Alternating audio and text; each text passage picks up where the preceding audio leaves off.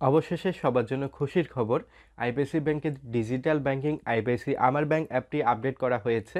এখন থেকে আপনারা আপডেটের ব্যবহার করে ইন্টারনেট ব্যাংকিং বা ডিজিটাল ব্যাংকিং ব্যবহার করতে পারছেন আইবিএসি ব্যাংকের। আমি কিন্তু প্লে স্টোর থেকে আমার ব্যাংক অ্যাপটি আপডেট করেছি। আইবিএসি যে আমার ব্যাংক অ্যাপটি রয়েছে, আপনারা প্লে স্টোর বা অ্যাপ স্টোর থেকে আপডেট করে নিতে পারবেন। অ্যাপটি আপডেট করার জন্য সর্বপ্রথম প্লে স্টোরে প্রবেশ করতে হবে। আমি অ্যান্ড্রয়েড ফোন ব্যবহার করি। প্লে স্টোরে প্রবেশ করার পর আইবিআইসি আমার ব্যাংক লিখে সার্চ করতে হচ্ছে। অ্যাপটি ইনস্টল করার পর আমাকে অ্যাপটি ওপেন করতে হবে। অ্যাপটি ওপেন করার পর আমাকে কিছু পারমিশন এখানে দিতে বলছে। আমাকে পারমিশনগুলো অ্যালাউ করতে হবে। পারমিশন অ্যালাউ করার পর আমার যেহেতু অ্যাকাউন্ট ওপেন করা নেই, এখানে আমি দেখতে পাচ্ছি রেজিস্টার নামে একটি অপশন রয়েছে। এই অপশনে আমি ক্লিক করব। এরপর আমাকে ওয়েলকাম টু আইবিআইসি আমার ব্যাংক এখানে দেখাচ্ছে। এরপর আমাকে এখানে 13 সংখ্যার যে আইবিআইসি ব্যাংকের অ্যাকাউন্ট নাম্বারটি রয়েছে এটা আমাকে বসাতে হবে। বসানোর পর টার্মস অ্যান্ড কন্ডিশন রয়েছে, এটা আমাকে অন করে দিতে হবে। টার্মস অ্যান্ড কন্ডিশনে ক্লিক করলে কিন্তু তাদের যে শর্তাবলীগুলো রয়েছে এটা কিন্তু দেখে নিতে পারবো। এরপর কন্টিনিউ করার পর আমি ওটিপি কোন মাধ্যমে নিব, আমার ইমেলে না আমার এসএমএস এর মাধ্যমে মোবাইলে, আমাকে সিলেক্ট করতে হচ্ছে। আমি ওটিপি বাই এসএমএস এই অপশনটি সিলেক্ট করার পর আমার মোবাইল নাম্বারে কিন্তু একটি অথরাইজেশন কোড আসবে, যেটাকে ওয়ান টাইম পাসওয়ার্ড বলা হচ্ছে। দেখতে পাচ্ছি কোডটি চলে এসেছে, অটো রিড নিয়েছে আমার অ্যাপের মধ্যে। আমার কিন্তু এখানে আইবিআইসি ব্যাংকের যে লাস্ট স্টেপে আমাকে দেখাচ্ছে আমাকে লগ ইন পাসওয়ার্ড সেট করতে হচ্ছে। লগ ইন করার জন্য আমাকে ইউজার আইডিও বসাতে হচ্ছে। আমার ইউজার আইডি আমি সর্বপ্রথম বসিয়ে নিব। আমার নামটি আমি বসাচ্ছি।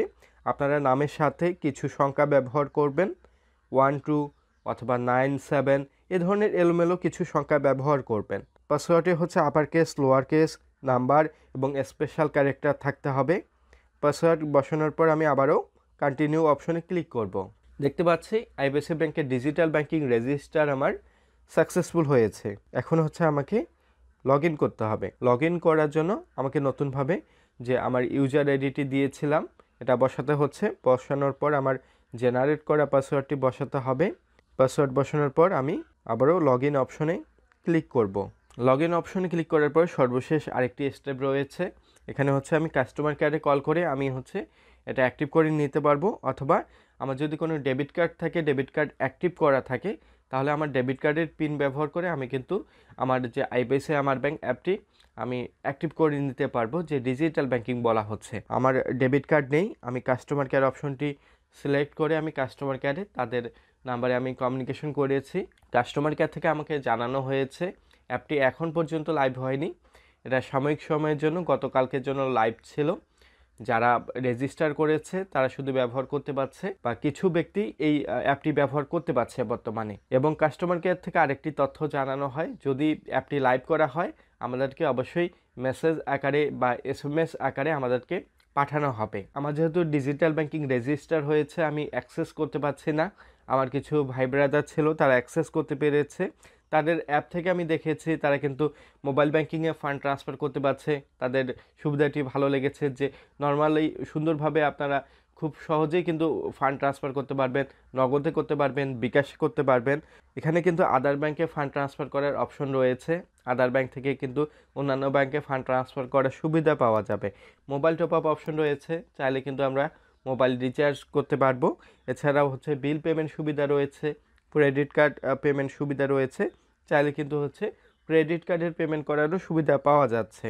এছাড়াও অ্যাকাউন্ট নাম্বারে ক্লিক করার পর এখানে কিন্তু খুব সুন্দরভাবে এখানে কিছু অপশন রয়েছে। আপনার ট্রানজ্যাকশন হিস্ট্রি দেখার অপশন রয়েছে, অ্যাকাউন্টের স্টেটমেন্ট দেখার অপশন রয়েছে। আপনি যদি হাফ ইয়ারলি স্টেটমেন্ট চাচ্ছেন এটাও কিন্তু নিতে পারছেন খুব সহজে আইবিআইসি আমার ব্যাংকের অ্যাপ থেকে। আশা করি আইবিআইসি আমার ব্যাংক অ্যাপটি লাইভ হলে আমরা সবাই ব্যবহার করতে পারবো, কারণ এর যে ফিচার রয়েছে বা সহজভাবে ব্যবহার করা যাবে, আপনারা খুব সহজেই ব্যবহার করতে পারবেন বা ফান্ড ট্রান্সফার করতে পারবেন, এবং যে মোবাইল ব্যাংকিং রয়েছে এটাতেও ফান্ড ট্রান্সফার করতে পারবেন। যদি কাস্টমার কেয়ারে এই আপডেটটি চলে আসে তাহলে আমরা কাস্টমার কেয়ারে কল করে এর অ্যাপ্রুভালটি নিতে পারবো। অনেকের হতে পারে যে আইবিআইসি ব্যাংকের কার্ড না থাকতে পারে, ডেবিট কার্ড, তাদের ক্ষেত্রে কাস্টমার কেয়ারেই কমিউনিকেশন করতে হচ্ছে। ভিডিওটি ভালো লাগলে লাইক দিবেন, আপনাদের জন্য ভিডিও তৈরি করা। আপনাদের একটি লাইক বা একটি কমেন্ট আমাকে ভিডিও তৈরি করতে উৎসাহিত করে। চ্যানেলটি সাবস্ক্রাইব করবেন। ধন্যবাদ।